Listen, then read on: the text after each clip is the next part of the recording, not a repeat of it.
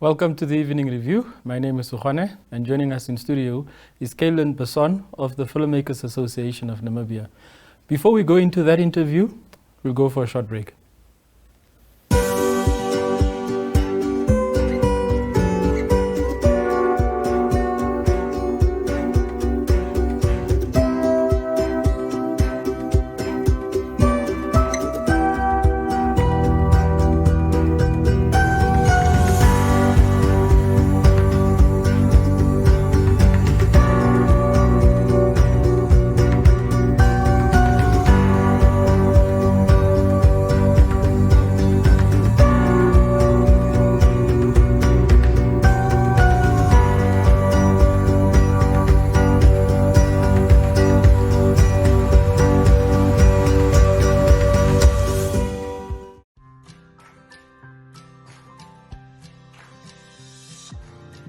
Book your stand now for the second Windhoek Express Garage Market. Taking place on Saturday the 13th of November from 10 to 4, this market is the place to be to showcase your gorgeous goodies. This platform is especially ideal for SMEs selling their high-quality goods and crafts. Contact events at nmh.com.na for more or to book your stand.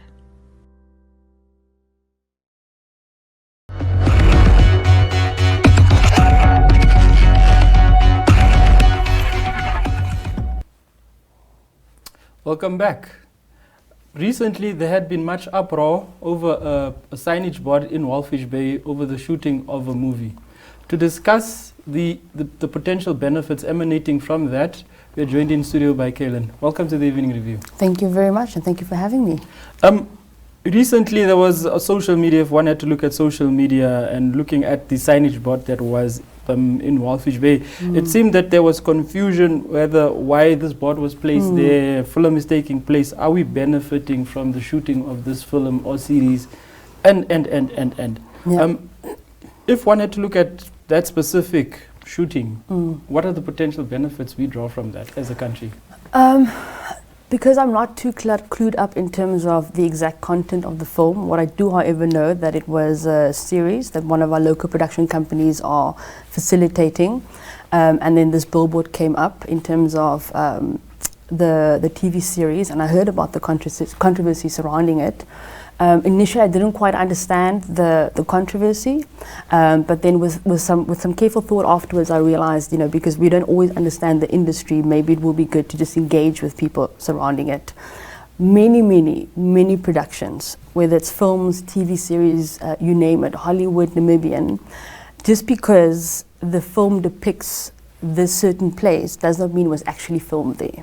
So for instance, the production we just finished, which was an international production, written and directed by Lars Kalmer, a renowned German director, award-winning for that fact. There was a major scene of this film that was shot in Swakopmund in the beginning of September. But as a viewer and as an audience member, once this film gets released, we will think, without knowing this background, that this was actually shot in Berlin. But it wasn't. It was shot in Swakopmund. And this happens mostly with a lot of interior shots, things that happen inside. So you would want to travel to a country that has the landscape that you need for your outside shots, your exterior shots, but you wouldn't want to stay in that country to shoot your interior shots, things that happen inside, because you can go back to whichever country you come from and then shoot it there, because no one will know the difference. And these are obviously all budgetary considerations. And the same thing happened with the film that was happening, the production at the coast. They used the Namibian desert because it is more affordable to shoot in Namibia than it might be with another country that also has a desert. But for those audience members actually watching it, they won't know that it was shot in Namibia. Obviously until they see the credits. But that's how the film industry works. You travel to different countries, different places where it meets your location requirements, but also meets your budgetary considerations. And that is where you would want to go shoot. And in terms of the benefits, the first one is the direct benefit. That would be, for instance, the employment of cast and crew. The production we just finished, we employed in 3 months, we employed 1,644 people on the production, both in front of the camera and behind the camera. And these employment range from unskilled labor to heads of departments. And coming off the back of COVID, where it really hit all sectors very hard, including the film industry, productions like these are welcomed. So that's the first benefit, is employment. Then we obviously also have the indirect benefits. The film industry is one of the industries that actually touch every other industry. When you bring a production to Namibia, or when you have a local production, you have to fly people in. You have to get them work visas. It's money going out. You have to transport them. Transport is one of the biggest budget components in any film production. You have to accommodate them. That affects tourism and all the accommodation. You have to cater for them, feed them, restaurants, etc. The medical equipment, all of this is coming into the country at once. So that's the second biggest benefit. The third one, obviously, is just the exposure that local, both cast and crew, have then to the international platform. And these are always, always welcome. And I think that a lot of the times, and I speak from personal experience, because as you know, I'm a lawyer by training. I studied law. And even for my mother, it was like tricky to understand in the beginning, why did she study law but she's in the film industry? Because our parents, and we sometimes tend to think of arts or film as something that is swifting, it's not constant, it doesn't bring in a certain amount of income. But we need to start changing our mindsets to realizing that the film industry is a business, and a very lucrative one at that. And we need to start developing a policy surrounding that to ensure that a lot of these incoming productions, that all those investments actually stay in the country. So I can go on and on about the benefits, but in general, Namibia has always been a location-based country, which means that films come here for our locations, our environment, our dunes, the ocean, the moon landscape, because there's so many different landscapes in one country that will allow one film to shoot all these different things, as opposed to shooting in so many different other countries. And that's what makes Namibia very unique as well. A question, just following the conversation on social media at the time, the understanding may or may not be that, but if a film company comes here, government or ministry or commission or something should be earning money.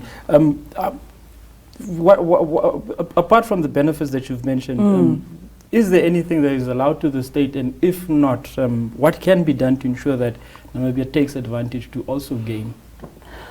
I think in the general aspect of it, the fact that a production comes to Namibia in itself, we've already gained. How it works is, any incoming production, you have to work with a local company, which is a local production company, and it's one that is registered with the Namibian Film Commission. Through that, or through them rather, you apply for your filming permit, where you obviously indicate what you want to film for, how long, etc. And once that gets approved with that filming permit, you then apply for your work visas with the Ministry of Home Affairs, for instance. You do all of those. We just applied for over 120 work visas, for instance, coming in and out, which again is money towards the government. Every other thing, whether it's VAT or tax and everything, is also benefits towards the country. And I think we've already done so much in terms of the benefit it has to the country or to the government or to the people, but we can do so much more. Because the reality of it is, if a film production company comes to Namibia for whatever production, for argument's sake, and they have a budget of 100 million, potentially or technically, that 100 million can be the benefit towards the Namibian economy. However, given our current status quo in terms of our policies and our regulations, a portion of that will be spent in Namibia, and the biggest portion of that will leave the country again. And this is where we'll come into what we can do as a country, or as policymakers, or as lawmakers, to then possibly improve that. But the benefit is already there. We've seen it. We've seen it through massive productions like Flight of the Phoenix, Beyond Borders. I did Mad Max. I was 21 or 21, I did Mad Max. That was one of the biggest pushes of my career, rather, you know, the amount of money that they spent in the country, and a lot of it was spent especially in the Uronga region because that's where they were based. The benefit to the local companies, whether small or big, was enormous, but a massive part of that budget also left the country. And now we need to start focusing. We already know money is coming in. We already know we benefit financially and otherwise for it. But how can we improve that current status quo? From a policy perspective, since you are a player in this space, what are some of the low-hanging fruits in terms of interventions that you think or believe government or the Film Commission should look at to ensure that Namibia benefits from this? I think the biggest thing is a film policy that we currently don't have in place.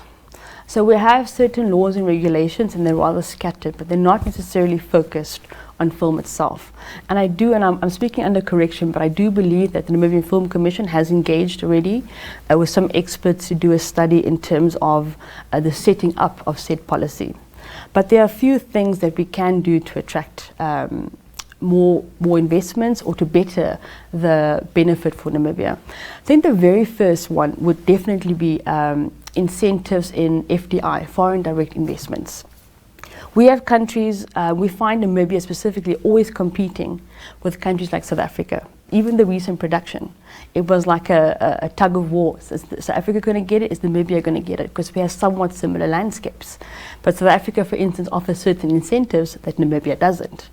The Dominican Republic, one of the incentives, for instance, the Dominican Republic, what they do is they offer really good incentives for local businesses to invest in film. So if a local business in the Dominican Republic invests in a film production, they can write that off in their tax. And that incentivizes them to want to invest or to want to fund local films, where we don't have that yet. The biggest one, I would say, is the incentivization of international productions in terms of their local spend. The way we could start with that is, for instance, ensuring or guaranteeing VAT refunds. So currently, as the current interpretation of our laws have it, if a production or a production comes in, or a local production, they cannot claim VAT back on three biggest things: transport, accommodation, and catering. And anyone in the film industry knows those three things, because they're classified as entertainment, are one of the biggest budget numbers in any production. If they can work just refund the VAT on those qualifying factors, that already attracts international productions to Namibia. The other one would be training incentives, upskilling local crew and cast, whether it is subsidizing them being on set to get on-set training, to make sure that they're ready for when international production comes. That would be a second option, the training incentives and the international foreign direct investments. The other one would be infrastructure incentives. If I, for instance, as a local filmmaker, want to buy gear or equipment, because a big chunk of any production, we get gear from other countries into Namibia to film. That means that this chunk of money leaves the country again because we have to import this. But if we can incentivize local filmmakers or companies to acquire this gear and to make sure that, one, it's in use, or we get some sort of rebate on getting them into the country, that already incentivizes local companies to continue in terms of garnering or gathering this gear. So I think there are many possibilities in terms of what we can do. Or the solutions, and I think currently the Namibian film industry has garnered such momentum, like things are happening left, right and center, that this is the ideal time to push for this. Before we continue, we'd like to go into a short commercial break. This is our happy song. Take this ring and put it on a perfect smile, a perfect fit. We can't go wrong. Hey, let's stop the world, just a boy and girl. Today we'll start together. Today we'll start forever, ever, ever, oh, ever, ever, oh. Today we'll start. What if we laughed?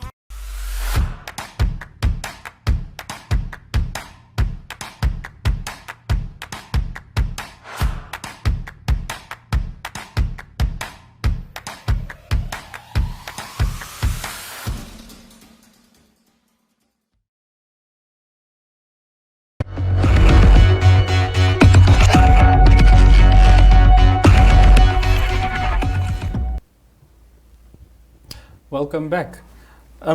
You mentioned productions such as Flight of the Phoenix, Mad Max, there was the other one. Beyond Borders, Beyond it goes Borders. on, yeah.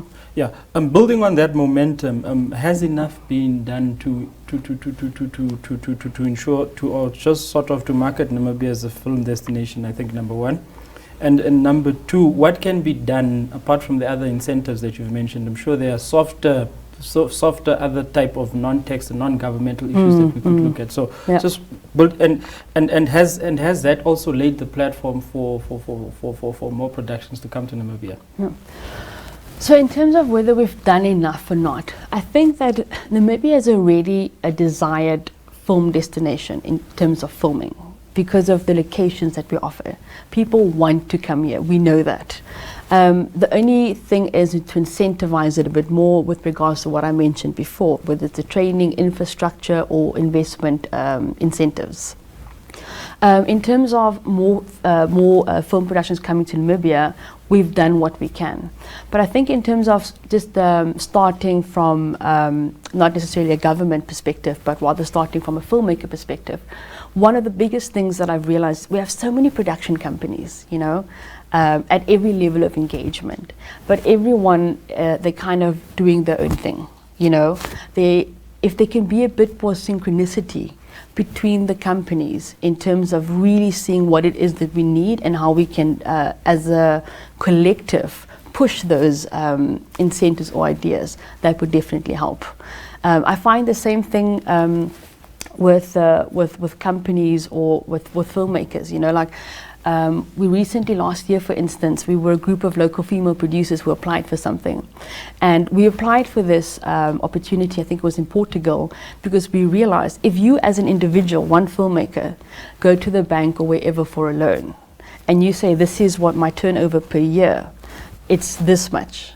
But if you get 5 other producers for instance and you go as a collective to a bank and you say this is our turnover for the year, that obviously sounds way more lucrative than if you just go by yourself.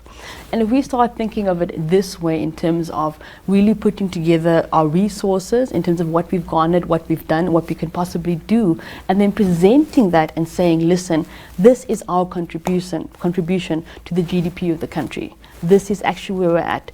Then we can start changing the mindsets of the film industry. It's a business and it's a lucrative one at that. So I think that just the cooperation on the ground is one of the bigger things. The other thing is, with the Namibian Film Commission, for instance, I do know that they allow and they actually pay some sort of allowance if any production hires interns. So whoever maybe studied film at College of the Arts or UNAM, etc., to then be on set. If we can make sure as film companies or as production companies that when we have, whether it's a local production company or whether it's an international production company coming in, that we make sure that we do hire these students, you know, as interns or as trainees, and have some sort of system where they then move from one level to the other. To really keep track of their progress, then we already expose them and ready them for the next production. But sometimes we have massive productions coming in, we don't hire enough trainees or interns, and then we want to complain afterwards that they might not have the necessary exposure, but we didn't expose them. You know, so if we can, the NSC does, for instance, provide some sort of allowance, but if filmmakers can say, you know what, if the NSC provides this amount to the intern or the trainee, and myself as a production company provides this amount, then we can take on 5 interns or trainees for this production, and then give them something tangible that they can walk away with. Because now there's no way of really gauging the level of how an intern or a trainee has grown in the industry. There's no checklist and saying, okay, they've learned this or they've learned this, you know, or they're here, now they move to this. So you end up having interns or trainees that are trainees for 5-6 years. Why? You know, at some point they need to stop being a trainee and start moving up the ranks.